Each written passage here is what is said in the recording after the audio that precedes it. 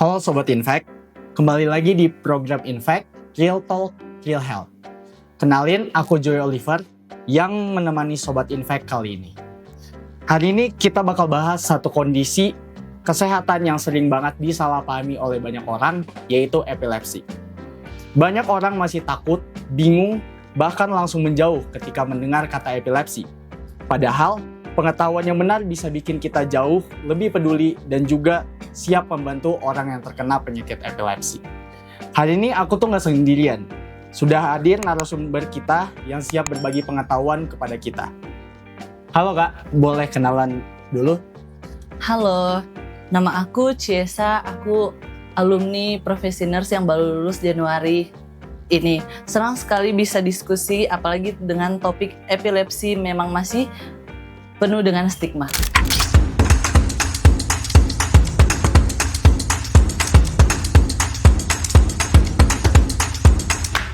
Oke, kita mulai dari pertanyaan yang paling dasar dulu. Menurut kakak, sebenarnya apa sih epilepsi dan kenapa sering banget disalahartikan di masyarakat? Nah, epilepsi ini dia adalah gangguan sistem saraf pusat, di mana dia itu bisa menyebabkan kejang yang berulang. Karena aktivitas saraf yang ada di otak atau aktivitas listrik yang ada di otak itu terganggu atau tidak normal. Namun masyarakat ini sering menganggap semua kejang itu sama, padahal epilepsi ini berbeda, ada berbagai macam bentuk dan juga spektrumnya luas dan tidak selalu dramatis seperti yang ada di film-film. Oke, menarik. Kak Ciesa, kalau dilihat dari pengalaman di lapangan kakak, kesalahpahaman apa yang paling sering kakak temui? Nah, kesalahpahaman yang sering ditemui, epilepsi ini dianggap penyakit yang menular atau penyakit gangguan jiwa, padahal dua-duanya itu salah.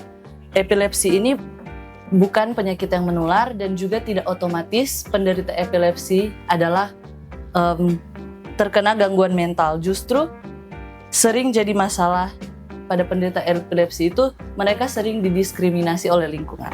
Nah, kalau bicara soal kejang, banyak orang yang langsung membayangkan kalau seseorang yang kejang adalah kejang yang hebat, yang luar biasa gitu. Sebenarnya gejala epilepsi itu seperti apa aja sih Kak, selain dari kejang? Nah, kejang ini adalah salah satu tanda dan gejala epilepsi. Namun, itu bukan satu-satunya. Ada beberapa gejala lainnya. Contohnya ada tatapan kosong beberapa detik, atau gerakan berulang tanpa sadar, kedutan di salah satu bagian tubuh, dan juga bisa terjadi kehilangan kesadaran secara tiba-tiba. Kadang tanda gejalanya terlihat ringan, namun dampaknya ini serius kalau tidak ditangani. Nah, kalau pemicunya sendiri Kak, apa kejang tuh bisa muncul secara tiba-tiba tanpa sebab? Nah, bisa, tapi ada juga faktor pencetusnya.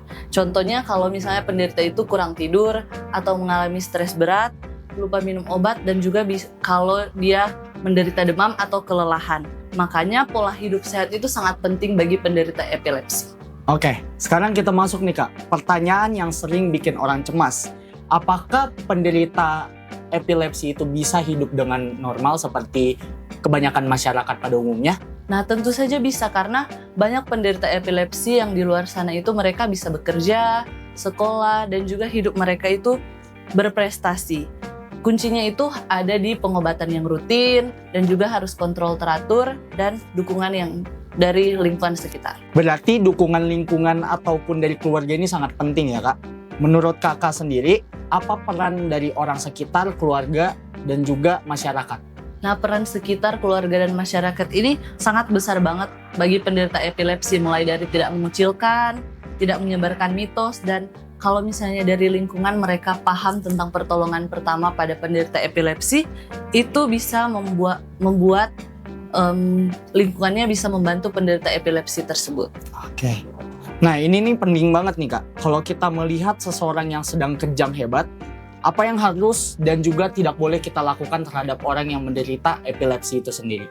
Nah, salah satu yang paling penting banget yang harus kita lakukan kalau misalnya kita lihat ada yang kejang, kita harus tetap tenang, karena itu kuncinya. Kalau misalnya kita panik, maka kita tidak bisa membantu. Jadi kita bisa tetap tenang dan juga kita mengamankan lingkungan sekitar. Jadi misalnya ada benda-benda yang bisa menyakiti pasien, kita harus menjauhkannya.